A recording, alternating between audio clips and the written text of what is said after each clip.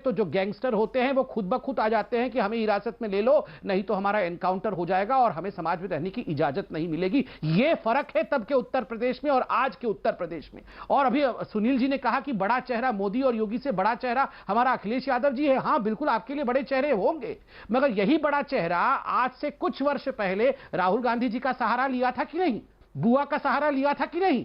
मगर दोनों को, राहुल गांधी जी को साइकिल से उतारना पड़ा और बुआ ने कहा फायदा मुझे हुआ नहीं, मैं तुम्हारी बुआ नहीं, तुम अपने राह चलो, मैं अपने राह चलूंगी। अगर इतना बड़ा चेहरा था तो बाकी चेहरों के मुखौटों की आवश्यकता क्या थी, मैं ये पूछना चाहता हूं। ठीक है सुनील यादव, अब आपकी टर्न है, जवाब दीजिए, फिर वारिस पठान और शांतनु गुप्ता। मैं कहूंगा कि ये समित जी बहुत समझदार हैं।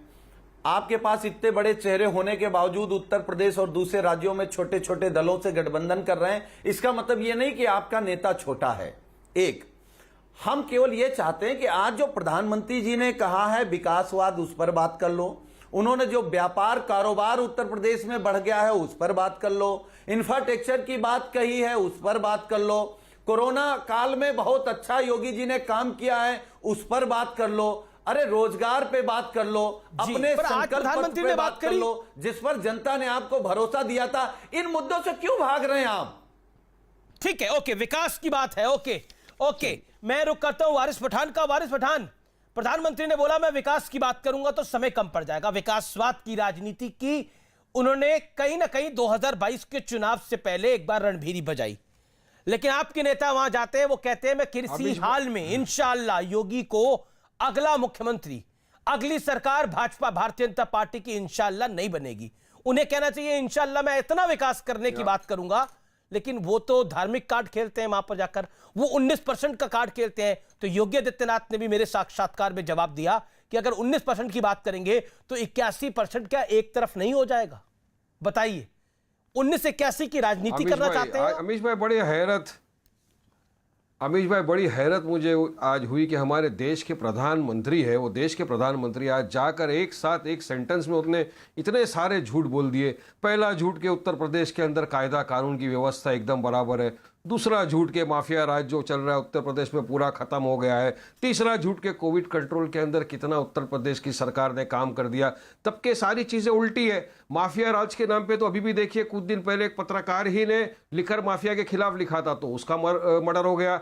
अब उत्तर प्रदेश में कायदा कानून तो क्या है कि हमारी माँ बहनें जो है, क्राइम रेट अगर आप डाटा देखेंगे तो 66% उत्तर प्रदेश में क्राइम रेट बढ़ गया है। महिलाएं तो बाहर खुलेआम घूम नहीं सकती। अब तीसरी बात जो मेन है वो कोविड का, तो सेकंड का जो कोविड आया, कोरोना आया, उसमें आपने हमने सबने देखा कि किस तरह से हमारे हिंदू भाई बहनों के शव गंगा किनारे बह रहे थे। मोदी ने कहा था मां गंगा ने बुलाया है, तो क्या उसके ऊपर मोदी ने कुछ कहा? किस तरह बाद में उसके ऊपर लोगों ने चादर डाल दी पीले कलर की, फिर छुपाने के लिए चादरें हटाई तो हमने देखा कि कुत्ते उन शवों को खा रहे थे। ये मोदी जी ने उन तमाम लोगों का इंसल्ट किया है जिनके घर वालों ने अपने अपने परिजनों को कोरोना काल में खो दिया है। मोदी जी ने उसकी निंदा की कि वो बच्चे मर गए बिना ऑक्सीजन के हॉस्पिटलों के अंदर, बिना हॉस्पिटल के बेड मिले, ऑक्सीजन मिले, कितने लोगों की जानें चली गई। उसमें तो योगी मोदी जी ने कुछ नहीं कहा। आप कह रहे हैं कि 19% वालों को सीएम मिलना चाहिए, राजनीति कर रहे हैं।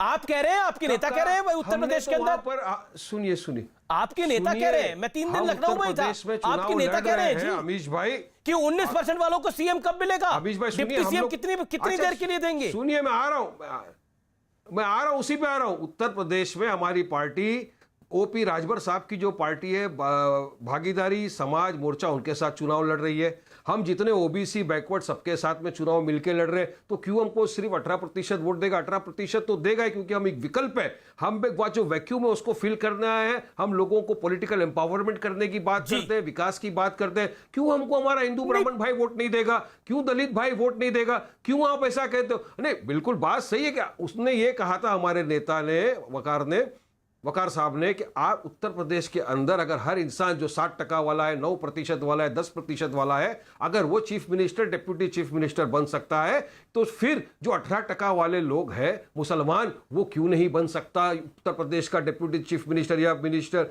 या पूरे देश की उन्होंने बात की, वहां का क्यों नहीं बन सकता? तो यही डिमांड तो 1940 के अंदर इतिहास को खंगाल के देखेंगे, यही डिमांड तो मुसलमानों को भी, ये बात अब आपको बोल रहा हूं मैं वारिस भाई कि यही डिमांड मुस्लिम लीग कर रही थी विभाजन से पहले। यही डिमांड मुस्लिम लीग कर रही थी विभाजन से पहले कि ऐसा है कि हमारे को हिस्सेदारी चाहिए सत्ता के अंदर, क्या सत्ता में हिस्सेदारी नहीं है?